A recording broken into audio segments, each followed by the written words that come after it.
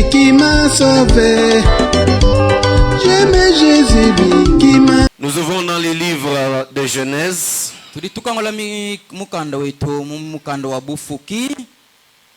Que nous avons depuis un certain temps. Genèse chapitre 14 maintenant. Nous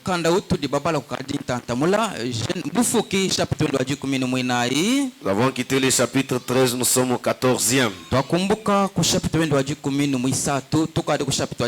Verset 13. Un fuyard vint l'annoncer à Abraham l'Hébreu.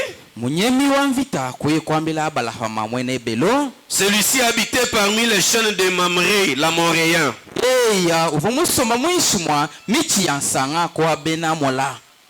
Je vous ai dit que Mamré ici c'est le nom d'une personne. Mamré l'Amoréen, frère d'Escol, et frère d'Aner qui avait fait alliance avec Abraham. Tous ces trois frères avaient fait alliance avec Abraham.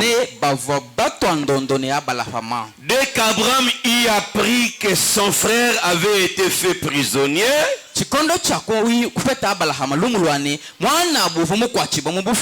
il arma 318 de ses plus braves serviteurs nés dans sa maison.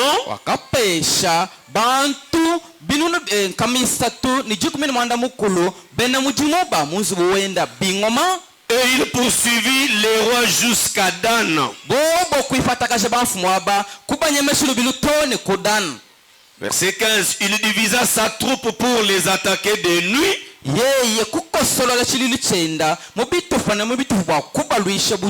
Lui et ses serviteurs, il les bâtit. Il les poursuivit jusqu'à Koba, qui est à la gauche de Damas. Il ramena toutes les richesses. Ramena aussi Lot son frère, avec ce bien, ainsi que les femmes et le peuple. Et vous asseoir. Nous avons continué à parler sur une nouvelle expérience dans une épreuve nouvelle.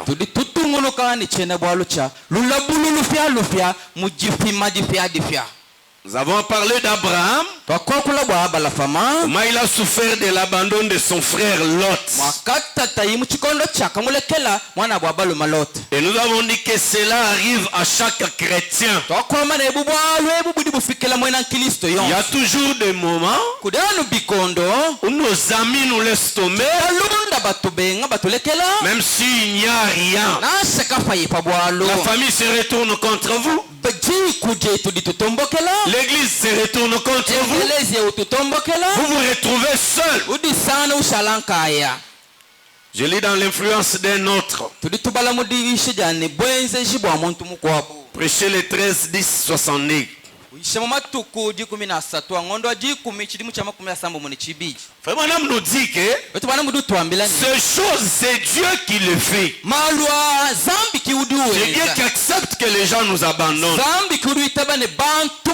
Je lis au paragraphe 90. Il dit ceci. Je vais dire quelque chose pour les dimanchistes et puis nous allons passer.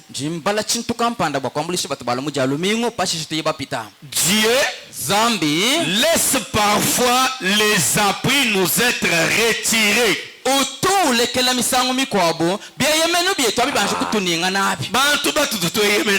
gens à qui nous parfois Dieu nous les retire. Quelquefois il laisse la maladie vous frapper. Il laisse la déception, le chagrin nous frapper.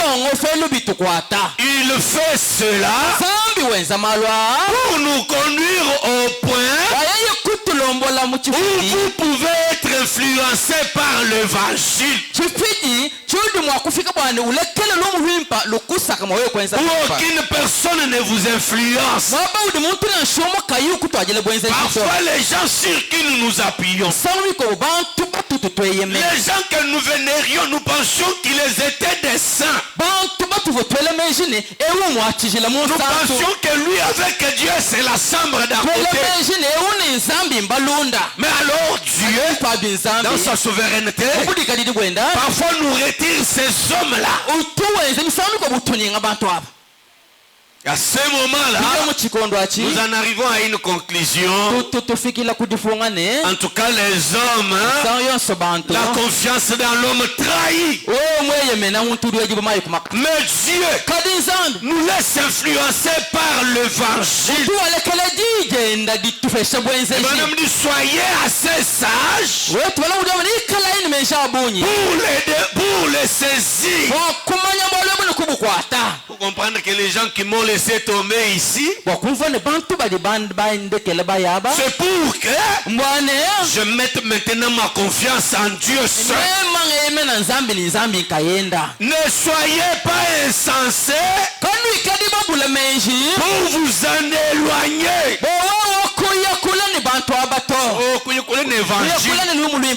Non, voyez. Soyez influencés par l'évangile.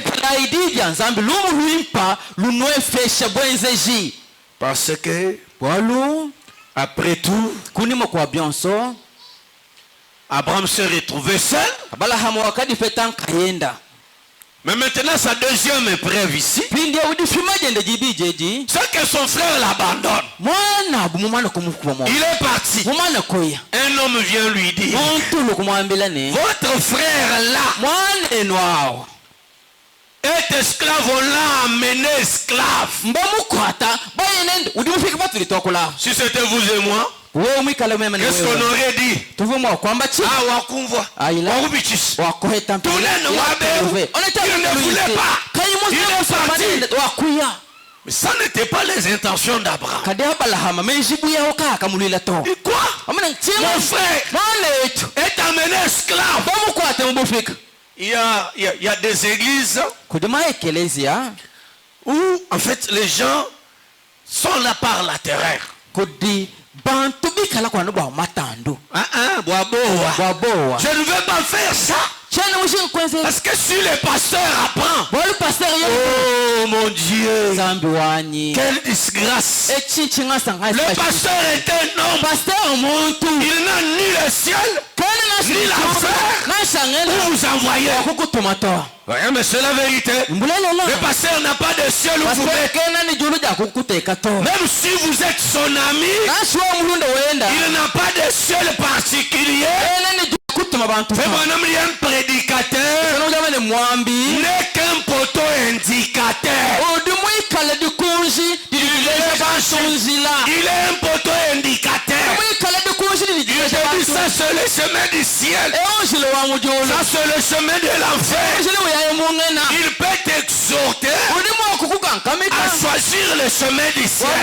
Si tu ne prends pas le chemin du ciel, lui le prédicateur, lui le pasteur, n'a rien à faire.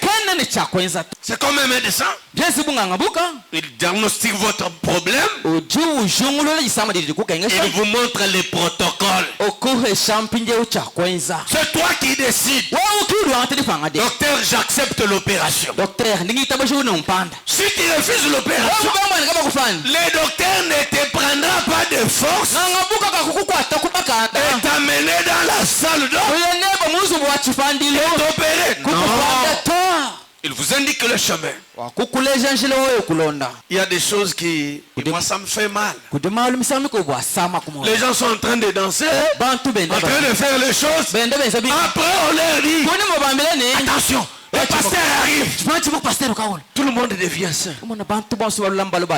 Mais vous n'êtes qu'un hypocrite. Jésus a même dit aux pharisiens, ces gens des nations, vous les avez pris, vous avez fait des prosélytes pour les faire agir avec la loi, avec des choses comme ça.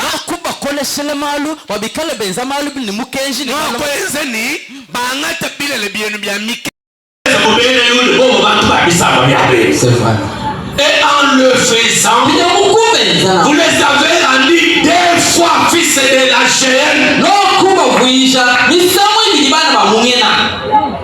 Tu étais un païen dehors. À l'église, tu commences pasteur. Mais tu es devenu simplement un païen mais assis dans l'église. Tu appelles quelqu'un. Pourquoi tu n'es pas venu? Père de moi. Qui suis-je? Je suis votre frère. Je suis qu'un homme. Vivant pour un temps. Si Christ tarde, un jour je m'en irai. Mais peut-être toi tu continueras. Quel sera ton sort? Il y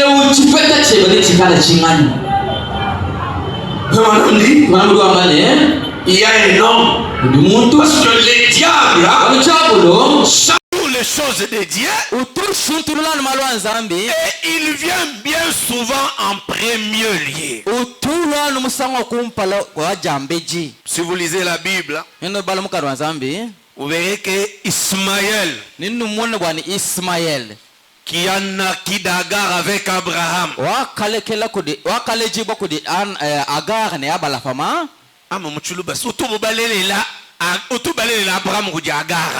C'est vrai. Qui a naquit d'Agar à Abraham. Cet enfant, Dieu dit à Abraham, de lui sortira 12 princes. Ceux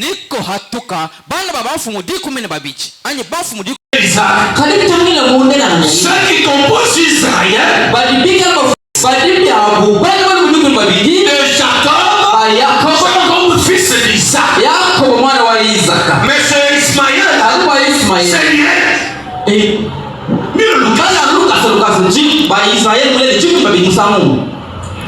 Il sait que Dieu a quelque chose à faire dans ta vie. Si souvent il précède Dieu. Si tu embrasses les cadeaux empoisonnés du diable,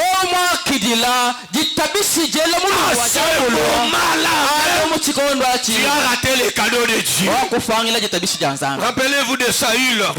Samuel lui a dit, reste ici. Je vais offrir. À mon retour, je vais brûler l'encens. Tu vas aller à la guerre. Il a attendu. Il a attendu. Il regarde 12 heures. Samuel ne vient pas. 13 heures. Il ne vient pas. Les diables, j'aimerais vous dire sur le point de vous répondre. Les diables compliquent encore la situation. Les choses se compliquent de manière à vous faire perdre la foi. L'état passe. Pour le militaire commence à se retirer. Commence à fuir. Il ne reste que 600 personnes avec toi. C'est bien là. Si j'attends encore, même les 6 là ici, bon c'est retiré. Allez, donnez-moi l'ensemble. Il commence à brûler l'encens. Lui qui n'était pas sacrificateur. Dès qu'il termine, il veut sortir. Il arrive à la porte. Il croise Samuel. Quand il veut sortir, c'est Samuel qui arrive. Il lui dit, d'où viens-tu? Oh mon Seigneur, je fais tout ce que tu m'as dit. Mais ici tu sors d'où? Je vis que tu tardais, les gens s'est retirés. Samuel lui dit, aujourd'hui même, tu es allé affermir ton règne sur Israël pour toujours. Quel jour? Aujourd'hui même. Mais parce que tu as fait ce que tu as fait, la royauté t'est ravie. Elle est passée sur la main de quelqu'un d'autre. Dieu les rejette à quelques minutes de sa bénédiction. Est-ce que l'église écoute? Soyez vigilants, soyez sages pour comprendre que quand le matin va arriver, les ténèbres s'abattent encore davantage. Il suffit de patienter un peu. Même si ça devient compliqué, patienter. Si ça devient compliqué, la Bible dit, la parole de la prophétie de ce livre masse. Son engrenage masse vers l'accomplissement. Si elle tarde, attends la prophétie. Tôt ou tard, elle finira par s'accomplir. Je vais vous dire quelque chose de plus. Même si vous ne voyez aucune possibilité, croyez seulement. Non, c'est vrai. Frère Branham avait son ami, le docteur Samader. Frère Branham est avec lui. Il lui dit, Sam, Dieu m'a dit que cette parcelle ici, tu vas la payer. Tu vas y construire un hôpital. Ton hôpital sera ici. Ça m'a dit très bien. Ça me part se renseigner. Cette parcelle-là, c'est pour qui? On lui dit, là-bas, l'État a dit, pendant autant d'années, personne ne peut rien y faire. C'est une parcelle confisquée par l'État. Samader rentre voir Frère Branham.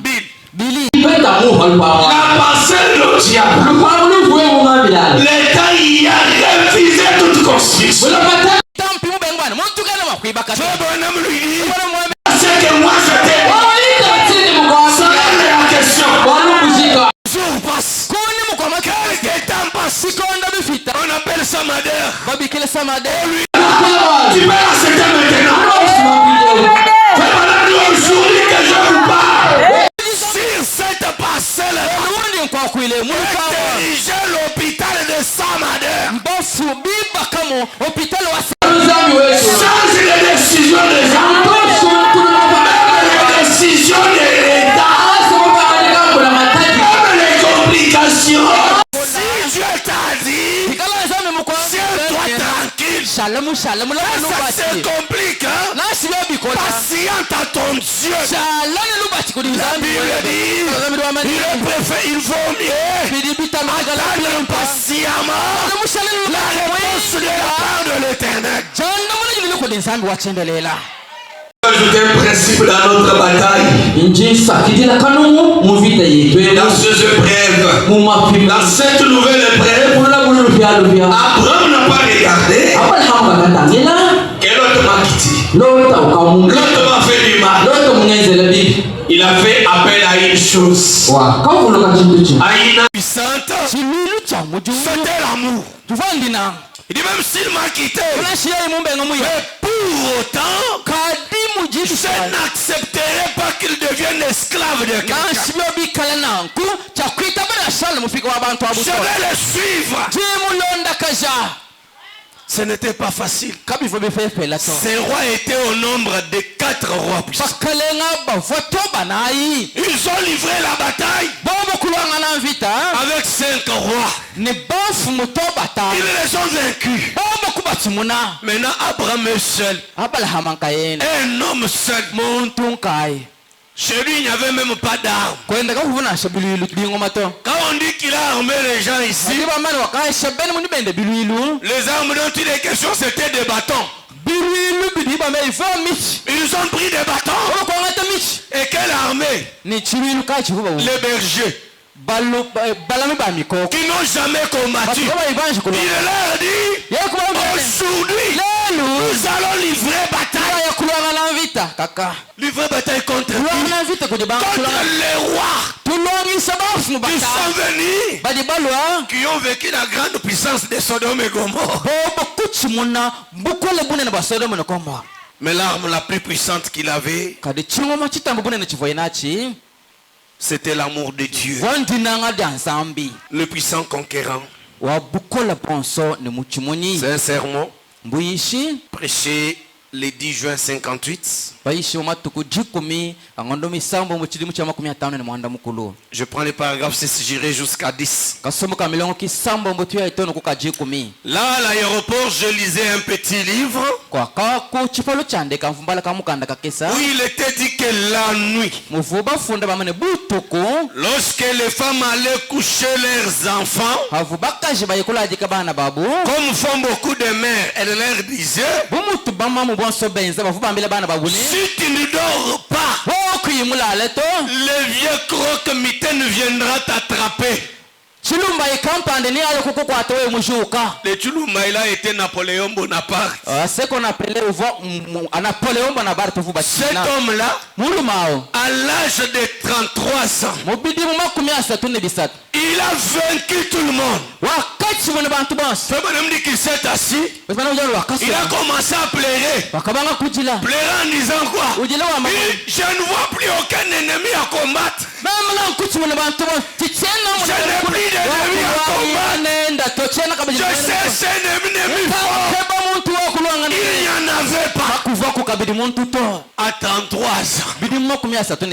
Celui qui avait les principes, qui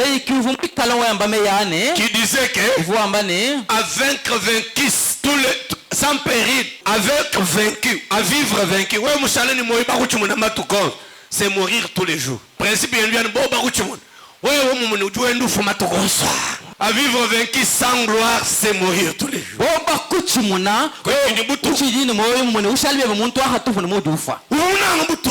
Il aimait la gloire. Il aimait la victoire. Dans son règne, il était renommé au point que si la maman pouvait aller dormir son fils, s'il ne voulait pas dormir, il pouvait dire: si tu te réveilles, Napoléon va s'emparer de toi. Et l'enfant pouvait dormir tranquillement. Tout simplement parce qu'on avait cité le nom de Napoléon Bonaparte. Eh bien, elles effrayaient plus leurs petits-enfants en leur disant que Napoléon allait les attraper. Parce qu'il était un grand meurtrier. Les yeux de ses petits amis s'allumaient et se glissaient très rapidement sous la couverture. En effet, ils pensaient que le puissant Napoléon allait les attraper. Mais celui-ci a été vaincu. En effet, il n'a jamais respecté les règles du jeu correctement.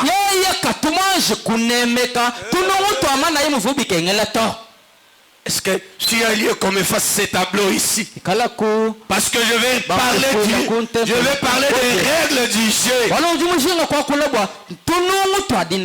Quand bien même il avait vaincu, il n'a pas su garder la victoire. Parce qu'il n'a pas gardé les règles du jeu.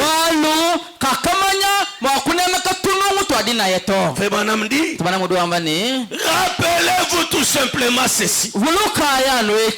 Tu as lieu qu'on me fasse ce tableau ici. Parce que je vais parler des règles du jeu. Quand bien même il avait vaincu, il n'a pas su garder la victoire. Parce qu'il n'a pas gardé les règles du jeu.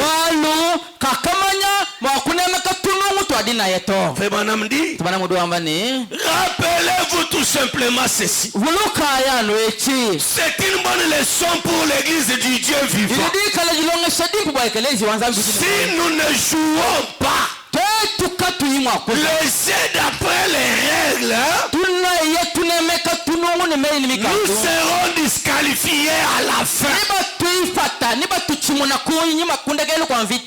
Est-ce que l'église a compris?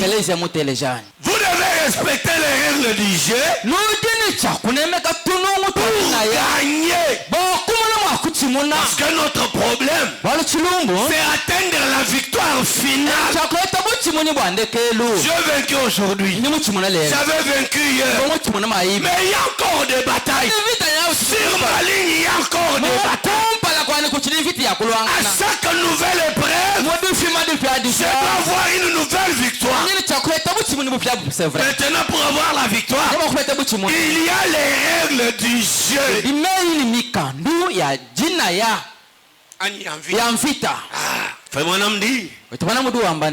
Vous devez respecter les règles du jeu pour gagner.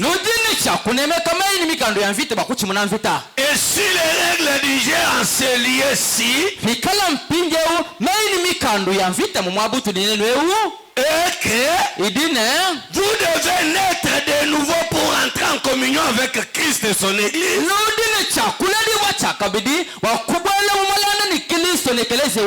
nous pouvons être la plus grande dénomination sur la terre. Mais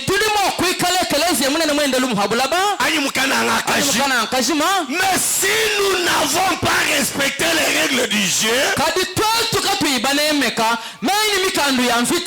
nous serons disqualifiés à la fin. Nous devons vivre conformément aux règles de Dieu. Oh, que l'église dise amen. Dites ça à votre voisin. Nous devons vivre conformément aux règles de Dieu.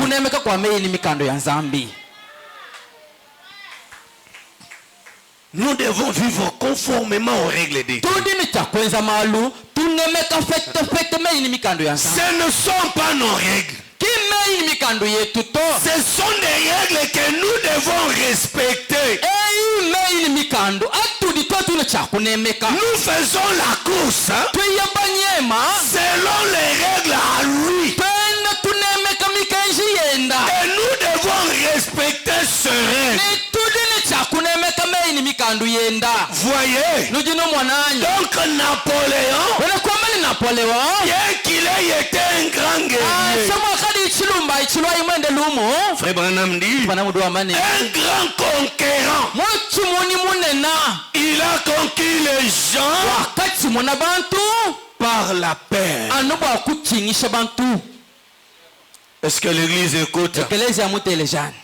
Parce qu'il y a des croyants qui sont croyants simplement par la paix.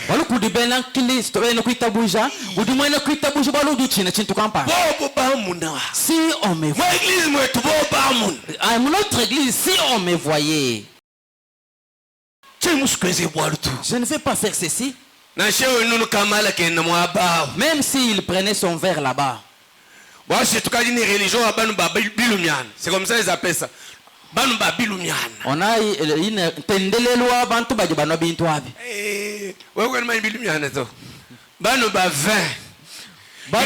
Ils ont même un prédicateur sur l'internet. Un pasteur du message.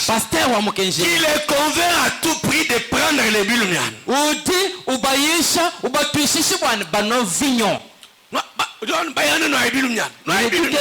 Buvez ces choses-là, il n'y a rien de. C'est la publicité. Et je me suis toujours demandé, c'est pour quelle fin? C'est pour quelle utilité? La Bible dit que le vin est moqueur.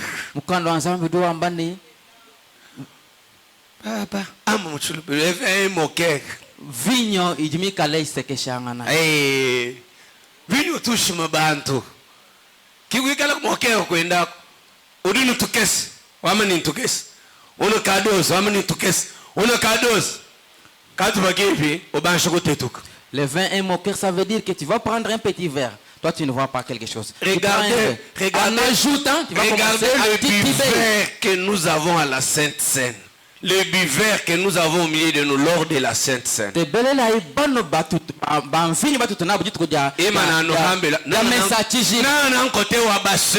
Surtout du côté de nos sœurs. On lui donne, il dit, je n'ai rien goûté parce qu'il a péché. Elle est en train de mentir même pendant qu'elle prend le vin. Parce que ce souhait de prendre une dose un peu élevée. Ah, il a pris une dose élevée. Sortez un peu dehors là-bas. Tu vas maintenant voir comment il va faire. Ou télécharge ce qu'il va faire. Et tu vas voir ce qu'elle doit faire. C'est à notre honte qu'on dit des choses comme ça. Je me rappelle un ami prédicateur ici. Déjà bien cuite de vin. Il sort, il se tient là-bas à la porte. Une sœur vient lui dire, le prédicateur, je suis malade. Priez pour moi. J'étais là en train d'observer. Il dit, c'est royaume. Même toi, une sœur spirituelle, tu parles comme ça. Et il est parti avec ses cuites là en train de titiller. Le pasteur est en train d'observer. Moi aussi. Je l'ai dit à ma honte, je vous dis la vérité. Une fois j'étais tellement ivre. D'abord, mon église, il va trouver pasteur François. Au volet des fois 18h, j'étais sorcier. J'étais huissier de pasteur François. Il venait ici 18h. J'ai dit à madame, même si je n'ai pas encore mangé, laissez-moi partir. Elle m'avait donné du pain. Prenez même ces pains ici, ça peut t'aider. J'ai déposé le pain dans le bureau. Je n'ai pas eu le temps même de manger. Le temps du vin arrive. Tu comprends? On a commencé à goûter. À en tout cas, j'ai bu du vin. J'ai commencé à sentir comme si les pieds ne touchent pas la terre. C'était la première fois de ma vie d'être ivre. Au même moment,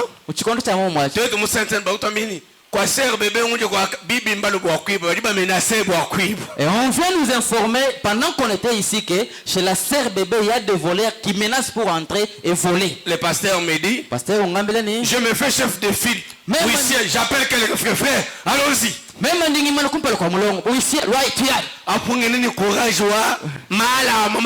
Et j'étais là courageux avec le cuite du vin. J'arrive chez la sœur. Bon, maintenant tu te moments une expérience et nous ne pas je ne suis pas cuité, je ne connais pas vos expériences. Je demande encore du lait. Grave. J'essaie un peu de prendre du lait. Et quand le lait est arrivé, vomi dans les salons de la sœur. Moi-même, j'étais en train de me dire, est-ce que je suis ridicule? J'arrive chez moi, mon épouse me regarde. Et c'est toi ou une autre personne? Depuis que je t'ai connu, à ce moment-là, je lui ai dit,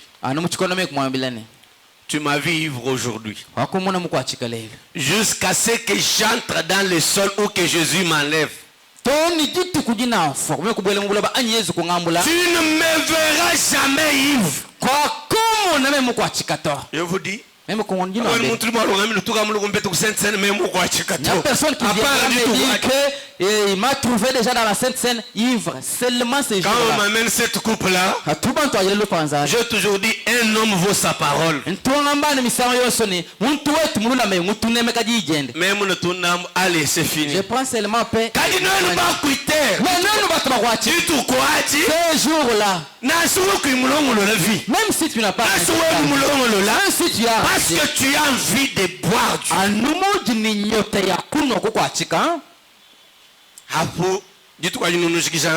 ces jours-là, tu profites et tu t'en finis avec le vin. C'est comme le diable qui t'avait donné ces soifs-là et tu as amené le vin à la maison. Cela m'est arrivé dans un autre mariage. On arrive comme ça, le monsieur sort du vin. Bon, sa grande sœur vient me dire, quand le vin, quand tu as mis, nous boire une sainte scène où est toi famille. Ce monsieur ici a pris du vin et nous a dit que je suis venu qu'on fasse la Sainte Seine familiale. Et il a amené ça. J'ai amené ce vin ici pour qu'on fasse la Sainte famille. Sainte Seine familiale. C'était les soif de prendre du vin, de boire beaucoup. Mais je vais vous dire une chose. Le vin a une addiction. Addiction mchuluba. Njijirajani. How June? Bijungu suminyin. Vinyo kaitu yuka kubatuba yukutato. Ujun uvano nyote kusakana usakejile. Udubamu vin wenu tunamani 0%. Tu commences en 0%. Après ça ne va pas vraiment goûter votre 4%. Comme pourcentage. Si tu ne sais pas rassasier avec 4%, tu vas monter à 7%. J'en ai trouvé dans les maisons des croyants 22%. J'ai trouvé ça dans la maison d'un croyant. Pourcentage. Alors que vous êtes 13 à 7%. Dans le Sainte-Seine, on prend même de pourcentage 7 à 13. Mais le 22% dans la maison de croyants, mais le 22%, quand j'étais à Lubumbashi, un frère m'a demandé, parce que j'étais allé au m'a servi du vin à Colosie. Un frère me voyant, pour aller payer les secrets, il est allé dépenser beaucoup de son argent. Il m'a payé une bouteille de vin.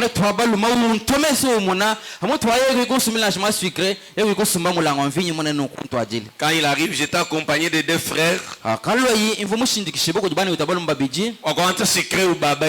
Il a pris les secrets, les a distribués. Il a pris maintenant le vin avec... il a dit, pasteur, votre vin, le voici. Il a même... Il a essayé un peu de bouger, et puis il a ouvert avec beaucoup de pression. Il a mis dans le verre. Je lui ai dit, frère, moi je ne prends pas du vin. Il m'a dit non, ça c'est 0%. Je lui ai dit, en tout cas, mes principes c'est ça, moi je ne prends pas du vin. Vous m'auriez demandé, je vous aurais dit, mais en tout cas, moi je ne prends pas du vin. Il a insisté.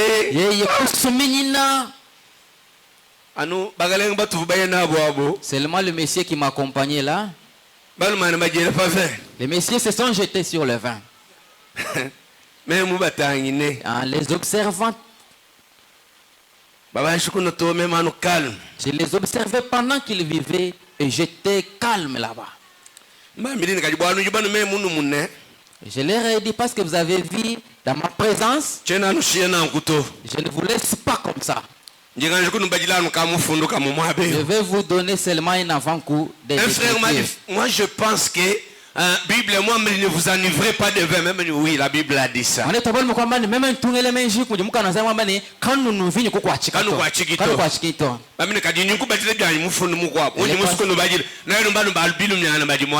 le pasteur dit, je vais aussi vous lire une écriture, vous qui prenez du vin. Frère, projeté ici, Proverbe 23. Verset 20, je lui ai lu cette écriture. Ne sois pas parmi le buveur de vin.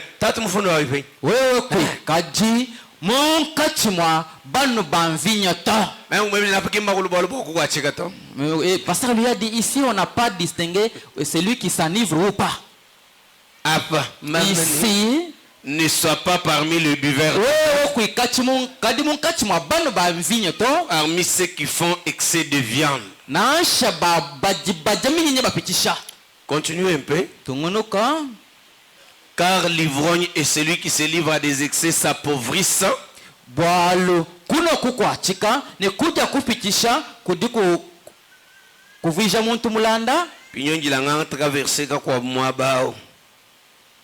Verset 20-21. Ici on est dans le verset 20-21. La Bible dit. Verset 29. Écoutez maintenant pour qu'il est pour qu'il est là. Bible.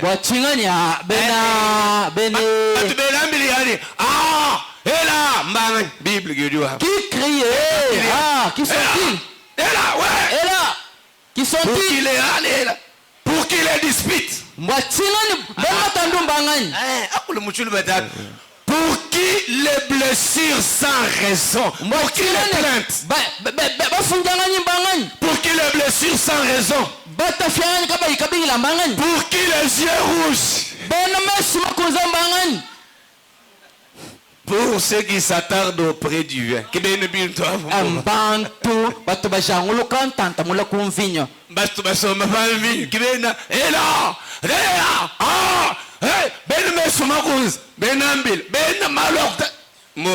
Ceux qui tardent beaucoup à prendre du vin. Ceux qui s'attardent auprès du vin.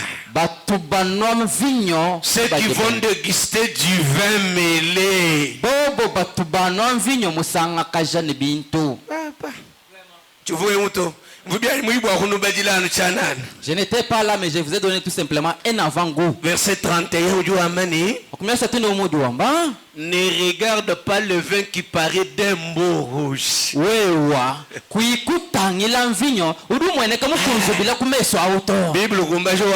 Bible ajoute et dit qui fait de perles dans la coupe.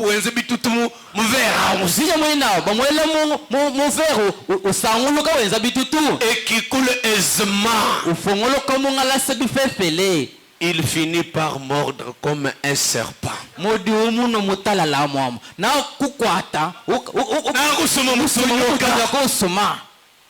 Il finit par mordre comme un serpent et par piquer comme un basilic.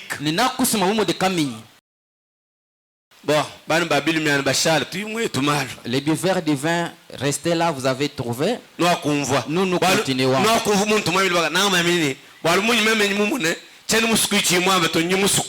Comme je vous ai vu en train de boire dans ma présence, je ne veux pas que le juge pourquoi est-ce que tu n'avais pas dit quelque chose cependant tu avais vu. Je vais lire quelque chose pour vous. Mais je sais que le vin est devenu une boisson préférée pour des pasteurs. Le pasteur en boive trop. Moi j'en ai vu comme ça.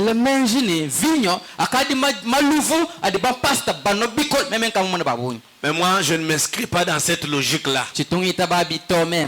Et si vous êtes une église qui m'écoute, je vous dis allez loin du vin.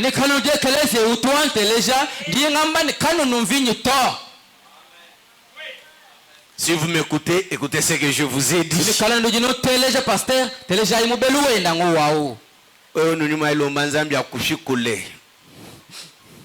24 mois, je vois tous les résultats. Le vin n'a jamais donné un bon résultat. Stimulant, ou du stimuler. Tu dis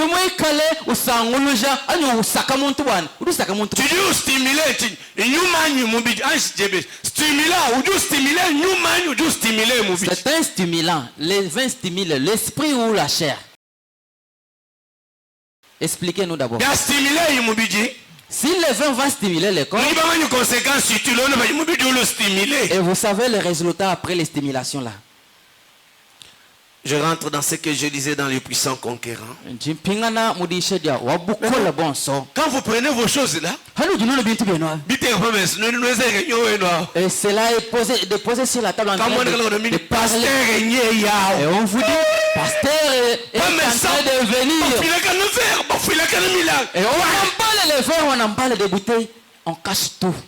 Régner par la terreur. C'est pas comme ça que moi j'aime. Je n'ai pas besoin que vous me craigniez. Mais craignez Dieu. Qui respecte? En principe, c'est que vous appelez Kanemwa. Qui Kanemuto? Même si moi dis pasteur comme ça. Je ne peux pas vraiment me pasteur. Ce n'est pas du respect.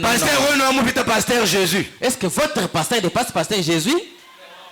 Est-ce que pasteur dépasse Jésus? Parce que Jésus s'asseyait avec ses disciples en train de manger. Judas leur avait dit, Vous confondez parce que je dois leur rappeler les signes que quand je vais les baiser. Pourquoi? Parce que je suis été semblable avec tous ces disciples.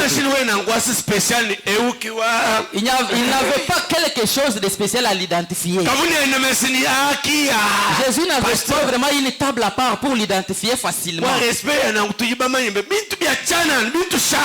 Ce genre de respect, nous connaissons très bien. Mais c'est pas le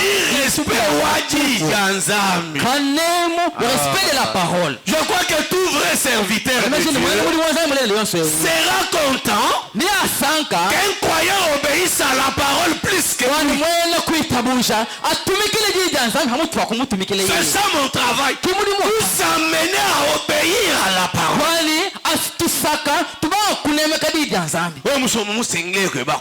Tu es là chez toi, encinglé, une sœur. Bonjour pasteur. Les enfants qui bonjour. Et le saute là-bas, entre dans la chambre pour aller s'habiller bien. Je ne vous ferai rien. Ça c'est le principe de Napoléon, régner par la terre.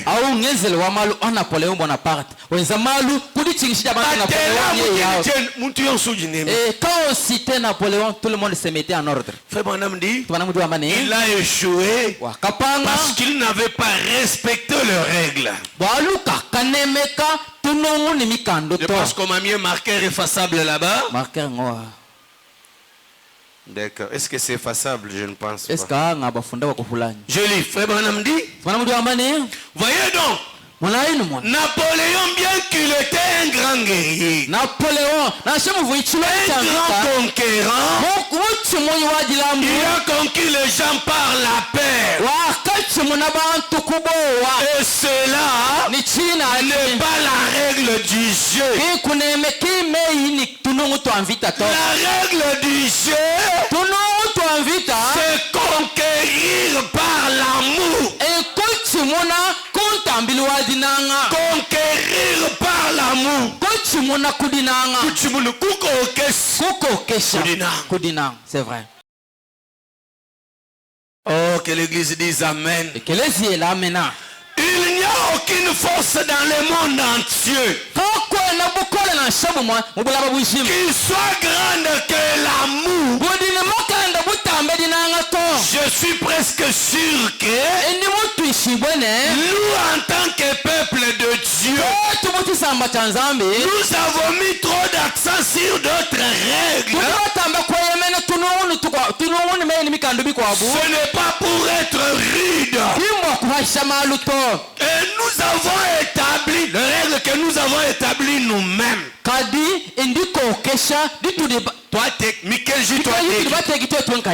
nous mettons trop d'accent sur ces règles-là.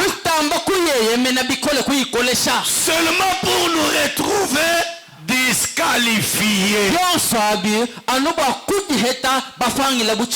Que serait-il arrivé? Il faut si Martin Luther avait suivi les règles du jeu, il n'y aurait jamais eu d'église méthodiste. Si Martin avait respecté ça, que serait-il arrivé si les méthodistes avaient suivi les règles du jeu comme il le fallait? Il n'y aurait jamais eu d'église pentecôtiste. Et si nous manquons de suivre les règles du jeu comme il faut, Dieu va nous disqualifier.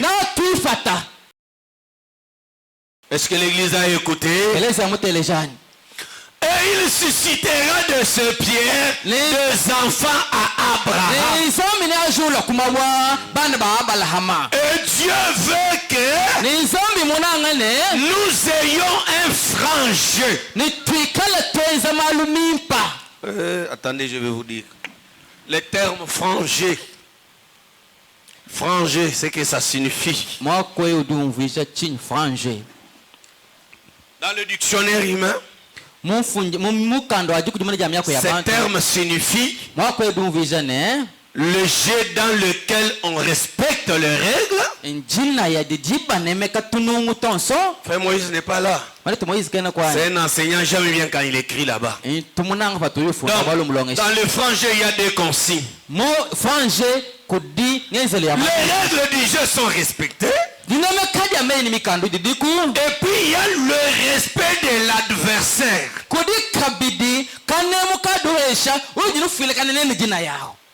Je pense que c'est là que l'église échoue. C'est un adversaire. Mais on doit respecter cet adversaire. Je vais vous expliquer avec Frère Branham. Frère Branham dit, et nous devons le faire ainsi. Donc peu importe combien nous avons l'impression de progresser,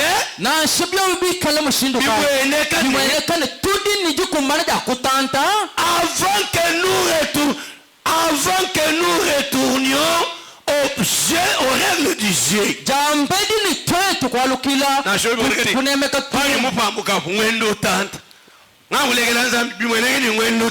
Même si tu as abandonné Dieu, tu es en train de prospérer. Frère Branham dit, j'étais en train de parler à des Indiens un après-midi. Les Indiens qui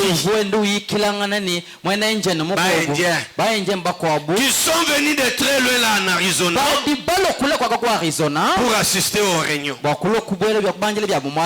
Certains jeunes gens avaient été là hier soir à l'hôtel. Ils ont donné leur cœur à Christ. Et un missionnaire les accompagnait. Il a dit, Frère Branham, j'aimerais que vous demandiez à Dieu de faire grandir mon travail pour les Indiens. Je dis, c'est ce que je sens aussi pour eux, messieurs. Et je continuais. Il a dit, si Dieu vous a donné un talent,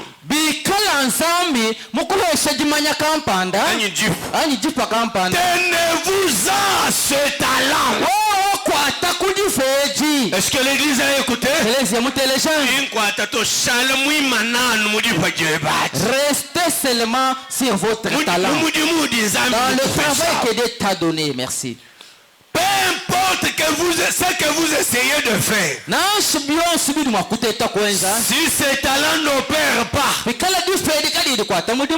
importe combien il est grand, s'il n'opère pas d'après les règles, vous serez disqualifié de la course. Est-ce que l'église a écouté? C'est vrai. Et la force la plus puissante que je connaisse,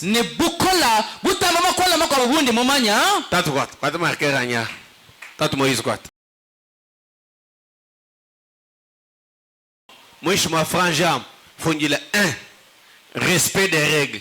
En dessous des franges, petit 1. Voilà. Respect des règles. 2. Au fond, respect de l'adversaire. Voilà, respect de l'adversaire. Parce que parfois l'adversaire n'est pas forcément le diable. Nous croisons des problèmes dans lesquels nous croisons l'opposition. Quelqu'un s'oppose à nous. Pour autant, il ne devient pas diable. Il a un désaccord.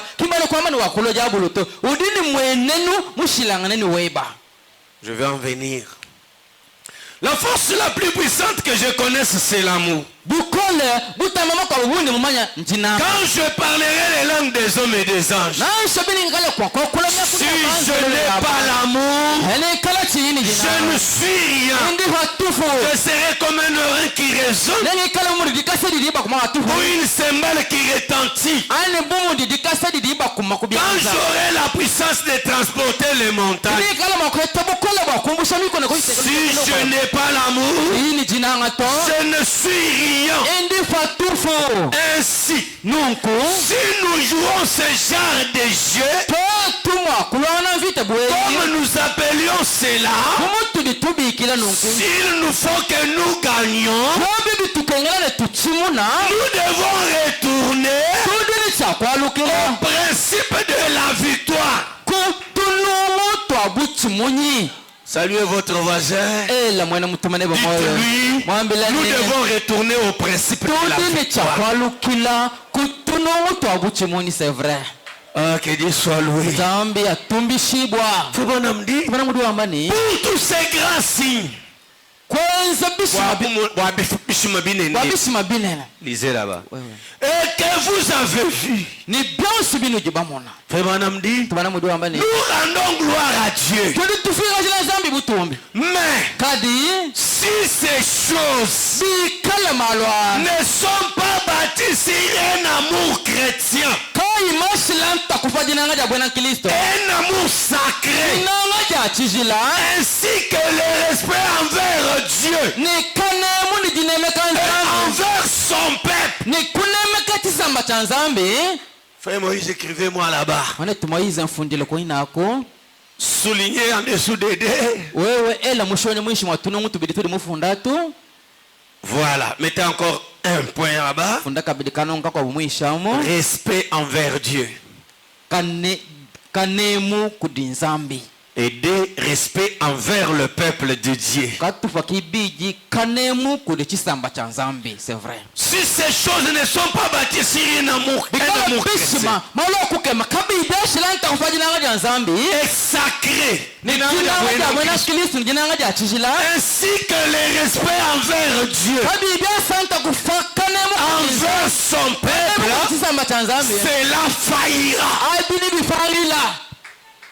Quels que soient tous les grands dons que Dieu peut nous donner, tous les signes que Dieu peut nous faire, mais si ces signes, si ces visions, non, ni du respect pour Dieu, ni du respect pour le peuple de Dieu qui est l'Église, ces choses failliront. C'est vrai. C'est pourquoi ils ont beaucoup failli au milieu de nous. Ces choses. Grâce. J'ai ta fait grâce. Tu as vu une vision. Et tu commences à dire que est-ce que il prie, qu'est-ce qu'il fait? Toi, quand tu as vu une vision là, quelle formule que tu as utilisée pour voir cette vision là? Est-ce que qui est là pour dire que aujourd'hui quand on en arrive à un point avec mon don de pastorat, avec mon ministère, quand je manque du respect pour Dieu, quand je manque du respect pour l'église de Dieu, sachez que ces dons-là, si grand qu'ils soient, faillira. Appliquez ça à n'importe quel don que vous avez.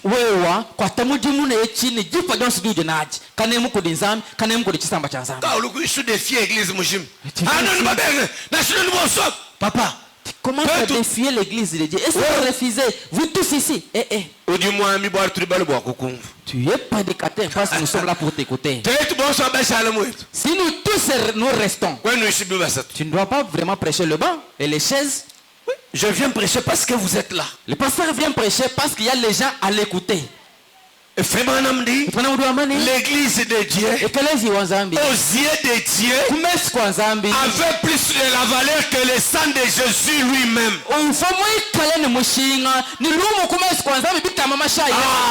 Dieu a pris son sang, il l'a répandu pour avoir l'église. Parce que l'église avait beaucoup de valeur. Que vous soyez saintes.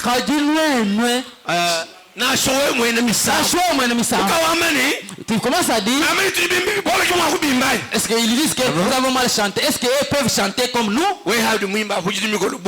Toi, quand tu as chanté, tu as combien de jambes?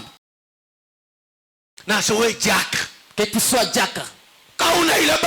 Tu commences à dire les gens, sache que la finalité est une faillite.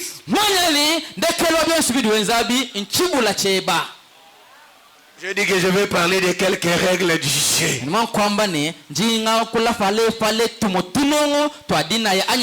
Respectez les règles. Respectez même l'adversaire.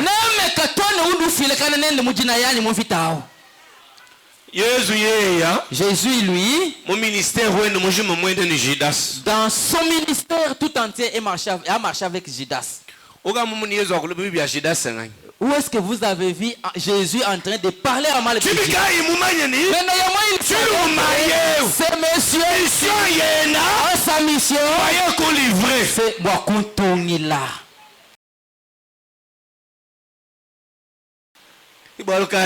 C'est ainsi que... Excusez-moi de parler comme ça. Nasha, vision. Tu as le don de vision. Je ne te montre pas de grandes choses parce qu'il connaît que tu as une petite foi. Tu vas commencer à faire des choses, à nous montrer qui sont des élus de l'île, qui ne le sont pas. Ah wow, lui là, Dieu m'a montré dans une vision, c'est un vilain, c'est une mauvaise personne. Dieu est-il réellement obligé de te montrer qui est bon et qui est mauvais?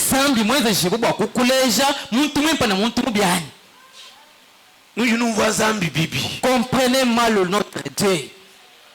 Je vais vous dire un exemple. Frère Branham était jusque dans l'enfer. Dans son temps là, il y avait des présidents qui étaient décédés. Il y avait des mauvaises personnes qui étaient déjà décédées. Est-ce qu'il a cité quel nom de la personne qu'il a cité?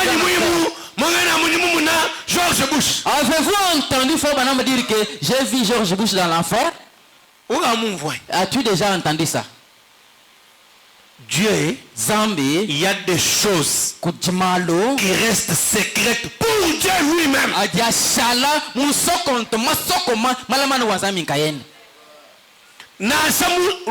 Quand il est parti, il a déjà mentionné le nom de qui en dehors de sa femme et son enfant. J'ai trouvé frère Sankirian. Vous l'avez déjà entendu dire ça? Il a vu les gens. Je lui ai montré seulement sa femme et son fils. Quand il a vu notre femme, il ne connaissait pas. C'est là qu'il lui disait. Cette femme ici avait 90 ans quand elle est venue à Christ. Aujourd'hui elle est jeune. Tu ne peux pas te révéler, te montrer ceux qui seront enlevés et ceux qui ne le seront pas. Dieu ne peut pas le faire. C'est contre sa parole. C'est contraire à la Bible. Celui-ci sera celui-ci. Tu deviens une femme est venue vers Jésus. Je suis venu te demander. Les deux fils ici. Il entre dans ton royaume. L'un soit à ta droite et l'autre soit à ta gauche. Jésus est en train de regarder tes deux fils ici. Est-ce qu'ils peuvent boire la coupe? Elle a dit oui. Jésus est exceptionnel. Pour la coupe, il boit. Mais entrer dans le royaume des cieux. Là, notre à gauche. Le secret, c'est de mon Père. Il y a des secrets que Dieu ne peut jamais révéler. C'est vrai. Et s'il peut te révéler, il lui donne la capacité de fermer la bouche jusqu'à sa mort. Comme il a dit à Paul. Comme il dit Paul. Paul a été élevé plus que frère Branham. Paul, oui, et les branhamistes comprennent ça. L'apôtre Paul ne s'est pas limité dans la 6e dimension comme frère Branham. Il est allé jusque dans le 3e ciel. Ça veut dire la 7e dimension. Là où frère Branham n'est pas arrivé. Mais on lui a dit, quand tu rentres sur la terre, ferme ta bouche, ne dis rien. Mais dans cet âge, la différence avec frère Branham, c'est qu'il est allé dans la 6e dimension. Quand il a vu, il lui a été demandé de venir nous raconter.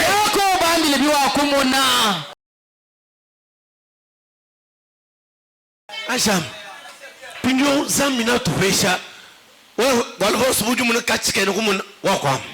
Mais toi, une petite vision que tu vois, tu dévoiles.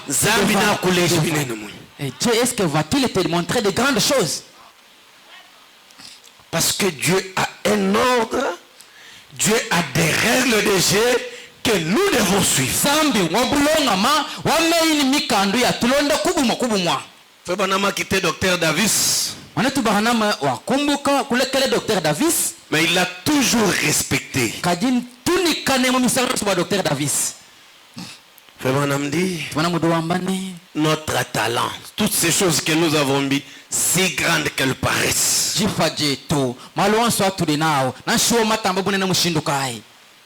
Si ces choses ne sont pas bâties sur un amour chrétien et sacré, un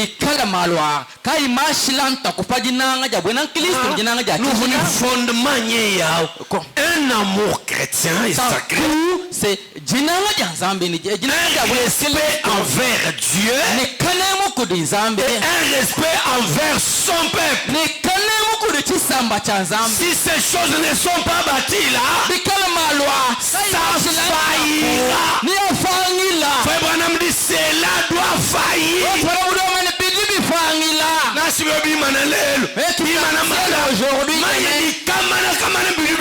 Comprenez que tôt ou tard ça va faillir. Voyez, en effet, cela n'a point de fondation. Parce que la fondation reste l'amour chrétien et sacré, le respect de Dieu, le respect du peuple de Dieu. J'aimerais que nous les prédicateurs, que nous comprenions ça. Quand je monte du haut de la chair, c'est un fondement à 3 points. Un amour chrétien, amour chrétien et sacré, un respect envers Dieu, un respect envers le peuple de Dieu. Je vous avais dit, frère Branham, l'ange lui a dit, les gens que tu appelles des petits riquis ici, et des riquetas ici, sont des fils et des filles de Dieu. L'ange lui a dit ça. Si nous voulons vaincre, gardons ces règles. Matthieu 5, 44 à 46. Parce qu'Abraham n'a pas dit, l'autre est devenu mon adversaire, il m'a quitté.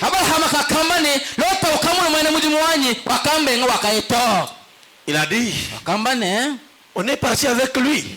Par les ennemis, il faut que j'aille vers lui. Matthieu 5, 44 à 46.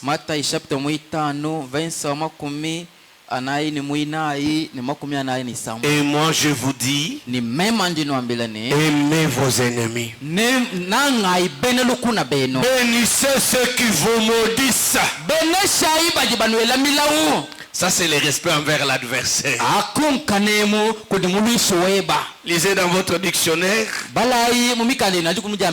Les frangés là signifie les jeux dans lesquels on respecte les règles du jeu et les respecte de l'adversaire.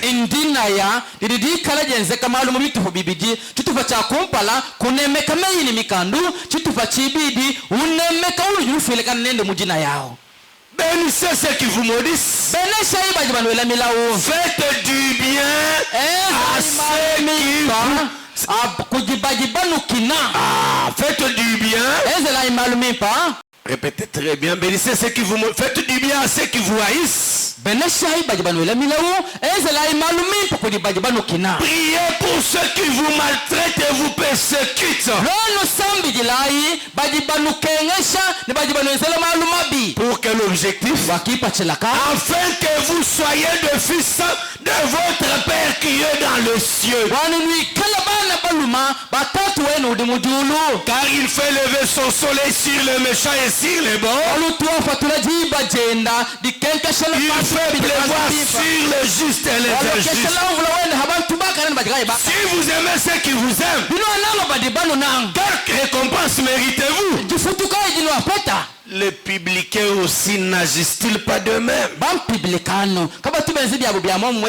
Ah, la parole de Dieu est magnifique. Frère Branham interprète l'écriture de frère Paul qui dit: j'ai été crucifié avec Christ.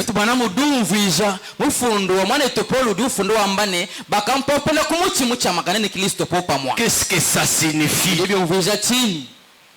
Je vais le lire plus tard. Je lis dans Que faut-il pour mener une vie chrétienne sincèrement?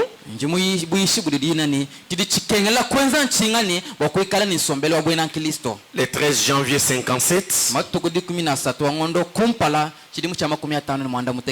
Paragraphe 10 à 11. Ça m'a beaucoup consolé, je voulais aussi comprendre. Paragraphe 10. Maintenant, pour commencer, il y a toujours eu dans l'église quelque chose qui ne marche pas comme il faut.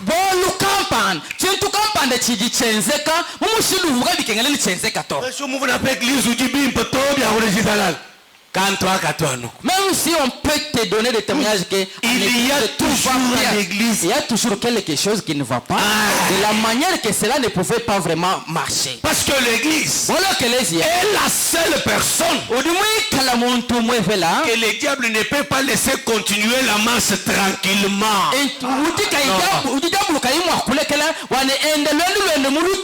Autrement dit, l'église est l'ennemi juré du diable.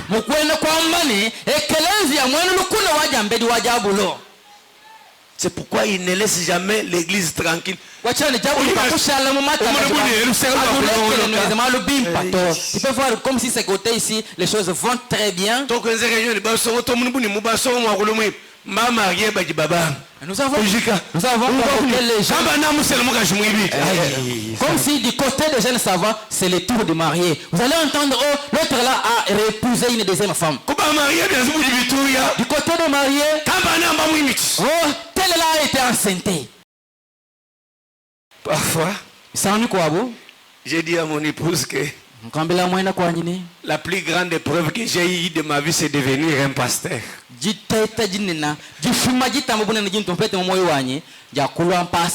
Hey. Oui. On peut te relater une autre. On peut te donner une autre information. Après l'avoir eu, je vous dis, c'est pas une histoire, ce sont des choses que j'ai palpées. On te donne une information et c'est fini. Les tensions chutent. Attention, il nous fait comme nous et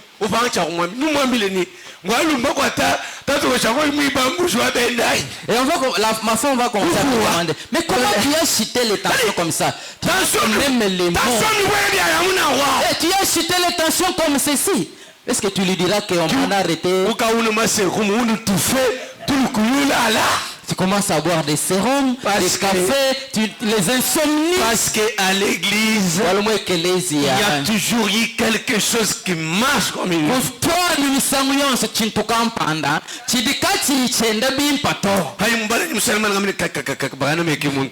Quand j'ai lu ça, j'ai dit certainement Branham n'est pas un homme ordinaire. Toi en Amérique, comment tu as su des choses qui s'opèrent au tabernacle de Canaan? Évidemment, nous savons que c'est le diable. Frère Carlson et moi en parlions là dans une pièce il y a quelques instants au bureau du pasteur. On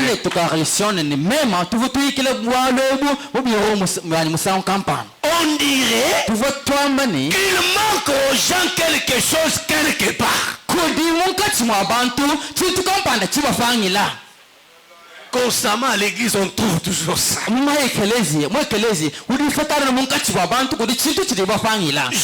ma conception. Et nous avons cogné sur les ponts.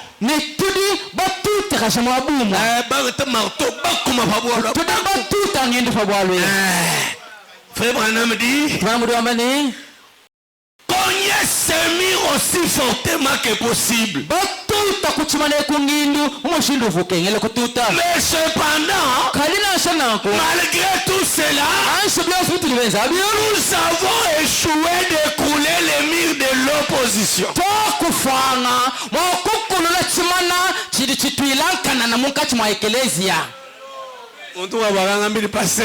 Il y avait une autre personne qui m'avait dit, pasteur, comment tu as toujours prêché beaucoup de temps là. Même si tu peux prêcher pendant 3 heures, l'incrédule sortira toujours. Tu veux sortir seulement fatigué,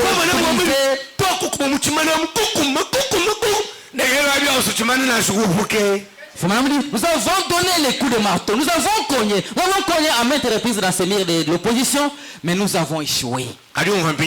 Mais écoutez maintenant. Je suis cependant très content de ce que nous y avons. De toute façon, fait des trous avec la bombe. Même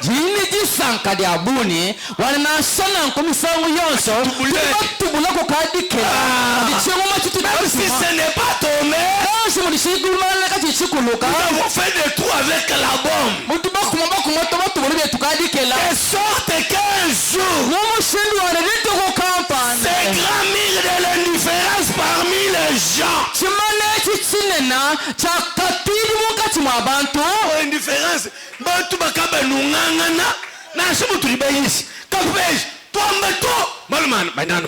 Vous voyez que nous avons prêché, mais l'indifférence, les gens, au milieu des gens, les gens ne se parlent pas. Je les ai appelés dans mon bureau. Toi ici, l'autre ici. Et tu as terminé. Est-ce que tu as quelque chose à dire? Moi, je n'ai pas quelque chose à dire. Bon, il y a eu bien. Vous pouvez partir. Nous n'avons pas vraiment les murs là. Mais nous avons trouvé des trous dans ces murs. Ce qui me fait tellement bien, c'est que un des 4 matins, les trous que nous avons trouvés,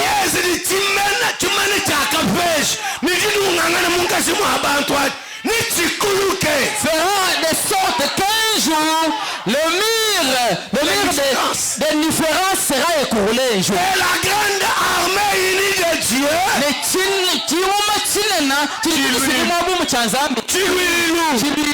grande armée unie de Dieu formera une seule et grande ligne de front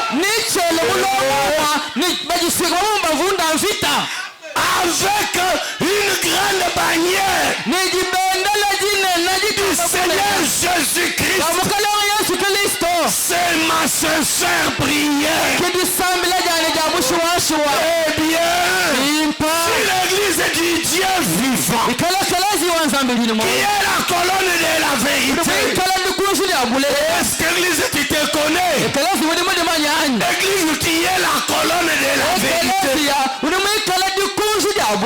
Le dessein de Dieu, c'est que cette église soit une église puissante, une église glorieuse, une église que le monde entier peut considérer comme épouse de Christ, tant entendue et fiancée, qu'elle vive dans une atmosphère telle qu'elle se conduise de telle manière que Dieu soit fier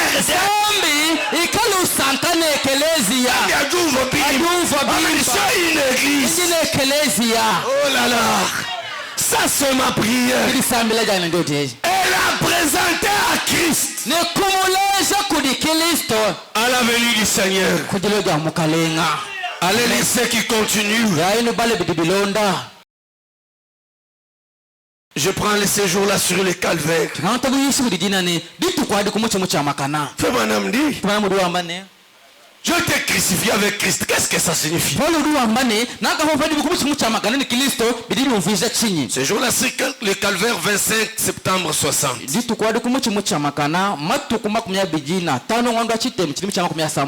Paragraphe 156 à 157. Qu'est-ce que c'est crucifié avec Christ? C'est vivre pour les autres. Il pose la question. Quel genre d'autres? Sont-ils nos amis? Mes enfants? Ma femme? Il dit, ceux qui vous haïssent, ceux qui ne vous aiment pas. C'est vrai. Je répète. Quel genre d'autre? Ceux qui vous haïssent, ceux qui ne vous aimeraient pas, ceux qui se moqueraient de vous, vivez pour eux. Est-ce que l'église peut dire amen? Soyez avec eux. Aimez-les.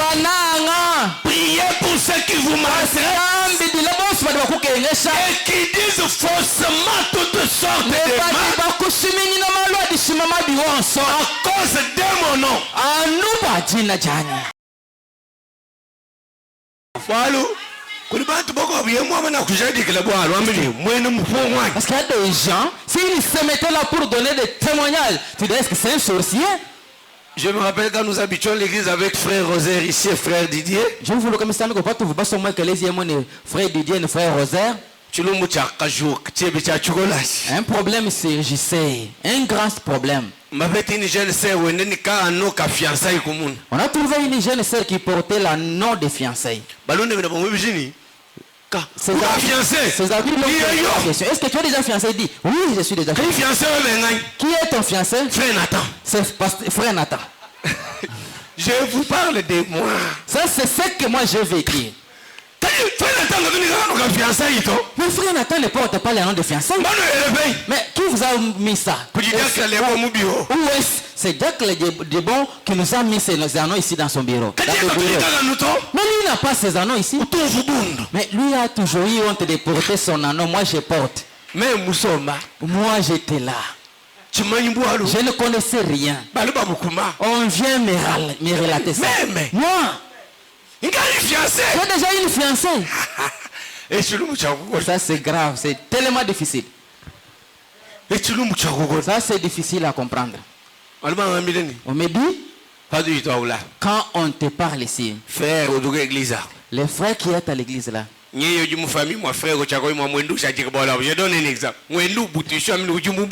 est quelque part là en train de dire que tu connais ce problème là. Avec le sang de la jeunesse, pas me l'offre. Pendant que j'étais encore très chaud, très jeune, j'avais le vélo vidéo aussi. J'ai pédalé. J'arrive dans cette famille là. J'ai trouvé le monsieur là en train. Qu'est-ce que tu as dit, monsieur? rien dit. C'est qu'est-ce qu'il est en train de narrer ici? Je me recule un peu. Il est en train de gérer. Cet enfant, il faut que je lui donne un peu de coups. Quelque chose me dit. Laisse. Je prends encore mon vélo. Je rentre. Quelques jours après, un mercredi, dis-moi dis ça, tu comprends? On sort de Kilit ici.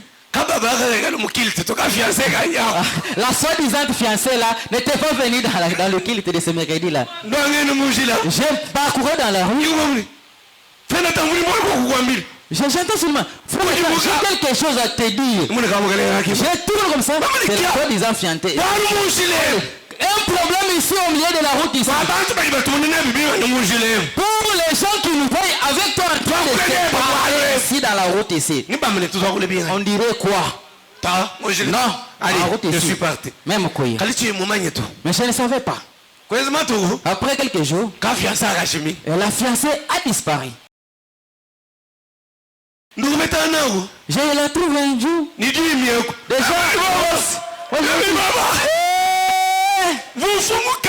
j'étais vraiment, je pouvais être attrapé dans un piège. Elle a donné des témoignages. Certaines jeunes sœurs de notre génération, des générations de mon épouse, là connaissent l'histoire.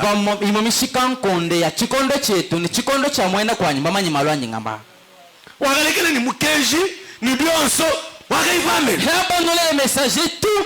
Elle est dehors. Parce que le diable peut utiliser une autre personne. Oui, peut donner un témoignage. Tout le monde accepte, c'est la vérité. Elle peut donner des exemples et d'expliquer très bien là.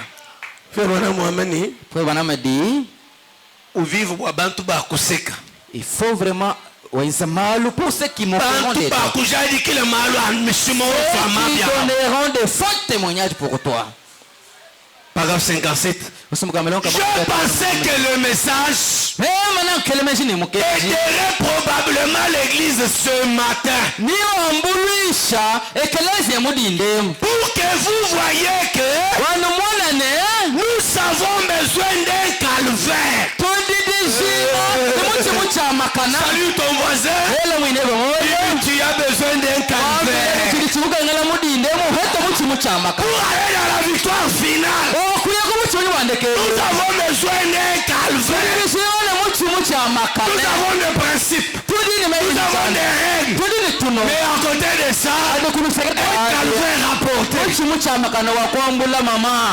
David dit, le faux témoin s'élève.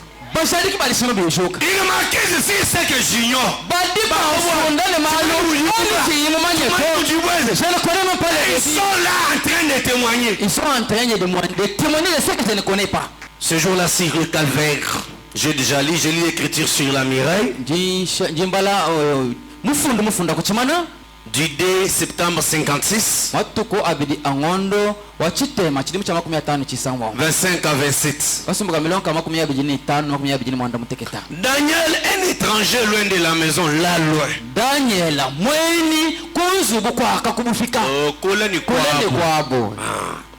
mais observez ce qu'il a fait. Il a résolu de ne pas s'essuyer avec ce que faisait les rois là. Toute la nourriture compliquée du roi, tout ce mets délicat qu'il avait à manger, ce vin, ce liqueur, il a résolu, alors qu'il était un étranger, de se garder pour Dieu. Amen. Vous y êtes. Même si le monde vous oublie, même si tout le monde se moque de vous et vous taxe d'un nom de fanatique, donc peut-être taxé, soyez résolus à faire ce qui est correct. Salut votre voisin. Soyez résolus à faire ce qui est correct. C'est vrai. Que Dieu vous bénisse l'église. Soyez résolus à faire ce qui est correct. Soyez résolus à ne rien avoir à faire avec les morts. Nous vivons à l'ombre de la venue du Seigneur. Que pouvez-vous promettre n'importe qui? Qu'est-ce que n'importe quelle nation peut promettre? Il ne reste aucune promesse. Il n'y a rien qui reste. C'est le chaos et tout. Il n'y a rien de ce côté-ci que vous pouvez voir. Mais levez les yeux de ce côté-là. Chaque promesse dans la parole est vraie. Un glorieux jour, Jésus viendra. Toutes ces choses seront ôtées et Christ régnera. N'est-ce pas une glorieuse, une espérance merveilleuse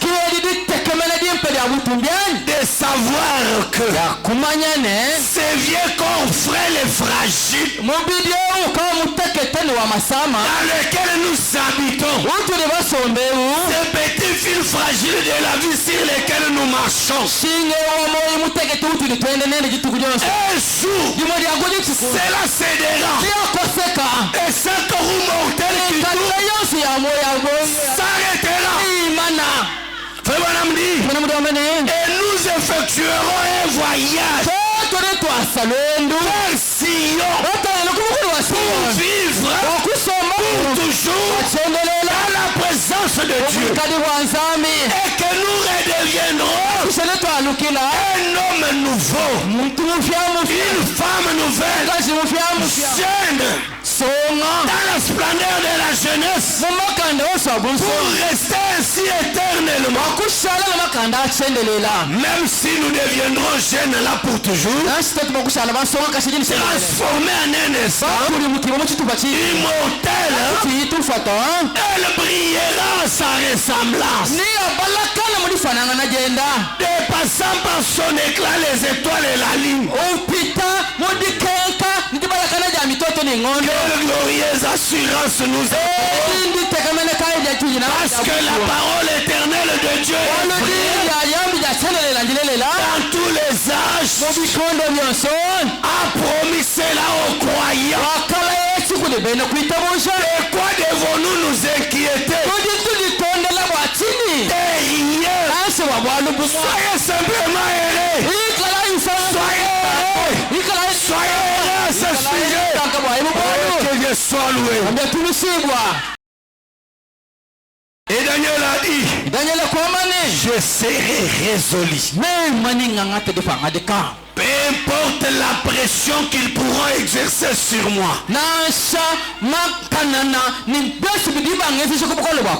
Combien ils riront et diront que je suis assez exalté. Ça ne me dérangera pas du tout. Ça ne me fera pas du tout ça. Je vais rester fidèle à Dieu. Quels chrétiens disent ça? Je vais rester fidèle à Dieu. Je vais rester fidèle à Dieu.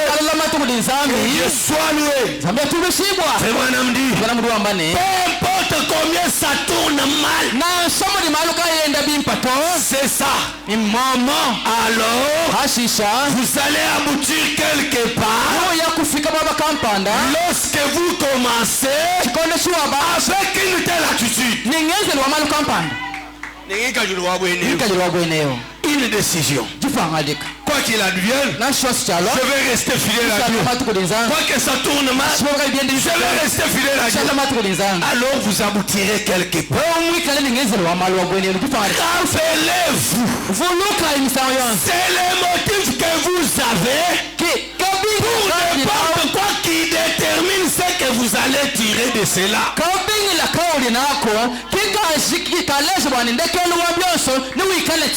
Kwa chintu chose echi kipachilekeba kikalimwanguleji chiwafet.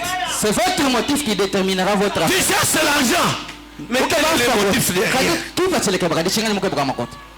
Zambi bakuseka be. On se moque de moi tous les jours. Donne-moi un peu d'argent pour qu'on voie que tu vas si Dieu tu vas faire tout pour montrer aux gens que tu as l'argent. Tu seras orgueilleux. C'est le motif. Et qui pas-tu là? Mon prière, dans ta prière là, demande-toi que je suis en train de demander quelque chose à Dieu, mais pour quel motif? Ouais. Rappelez-vous, c'est le motif que vous avez pour n'importe quoi qui détermine ce que vous allez tirer de cela. Vous qui me savez qui patila kao de nako, wa chintu chonsi chudu keba, qui ka de kafize wa ninde kelwa bien supete chudu keba. Ce sont vos motifs. Et qui patila tueno? Si vos motifs sont corrects, bi kala tu patila tueno, tu kala tulele la, tout ira bien pour vous. Bon soni bien de bimpo boye. Dieu dit amen. Maintenant Christ bele ko ko amen. Ils disent que tout ira bien pour moi ce matin. C'est vrai. Mais il y a toujours des motifs. Des motifs corrects. Et il y a toujours des motifs corrects. Servez le Seigneur dans un mythe. Quel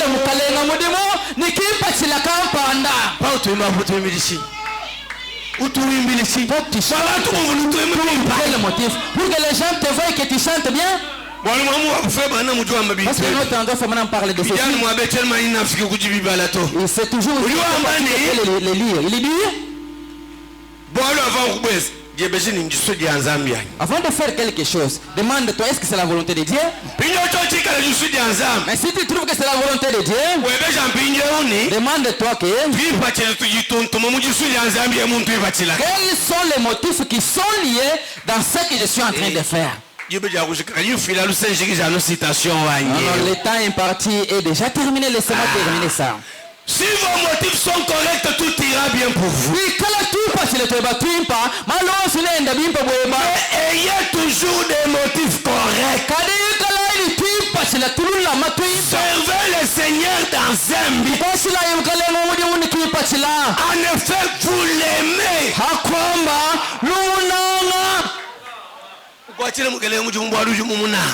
Servez le Seigneur parce que vous l'aimez. Qu'on te paye, qu'on ne te paye pas. Et les gens disent que c'est pas. Les gens t'écrivent. Comment tu aimes les servir? Tu vas les servir. Ça c'est vrai. Est-ce que tout ce que nous apprécions, qui t'a dit que Dieu l'apprécie aussi?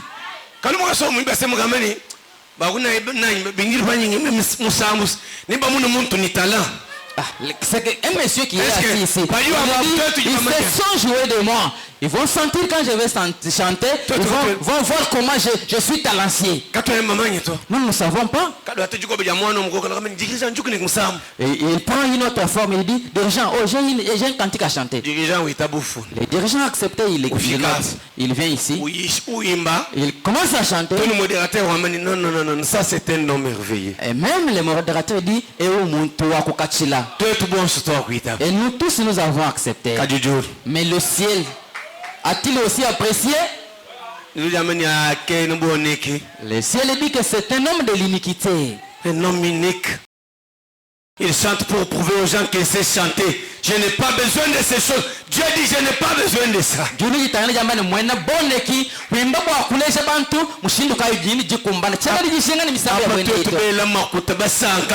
avons jeté des fleurs, nous avons donné des dons et nous sommes joyeux de ça. Et l'autre Dieu l'a fait quelque chose dans sa vie. Il avait promis à dire si tu me fais ça, je vais chanter pour toi. Il commence avec une voix ici. Pendant qu'il essaie de chanter, il ne maîtrise même pas les notes. Tout le monde là-bas en train de chanter. Mais le ciel, il a tenu sa promesse. Je suis content de cet homme.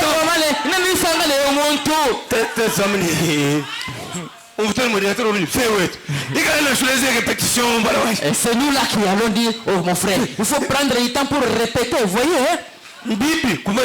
et ça sonne très mal quand on le chante. Mais Dieu quand lui écoute ça. Servez Dieu parce que vous l'aimez. Pourquoi tu as une femme de non pas parce que vous avez peur de l'enfer. Non pas parce que vous avez peur de mourir. Mais parce que vous l'aimez. Lui qui vous a aimé. Alors que vous n'étiez pas aimable. C'est ça. C'est l'agneau mourant. Ton sang précieux ne perdra jamais sa puissance jusqu'à ce que toute l'église rachetée de Dieu soit sauvée pour ne plus baisser. C'est exact. Depuis que par la foi je vis ces ruisseaux, que tes plaies saignantes alimentent. C'est vrai. L'amour rédempteur a été monté. Il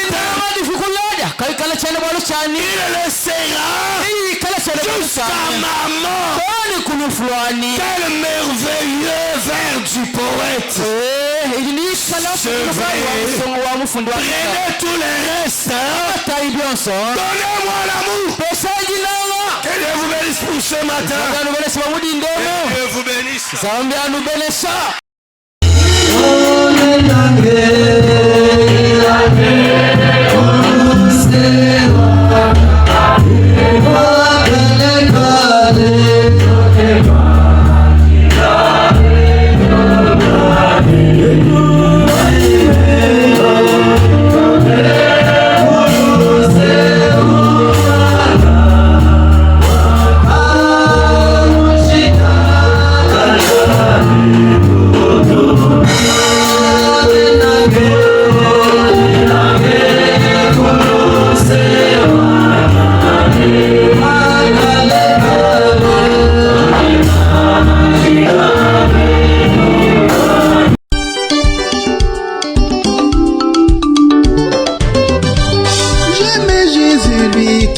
Sauvé. J'aime Jésus.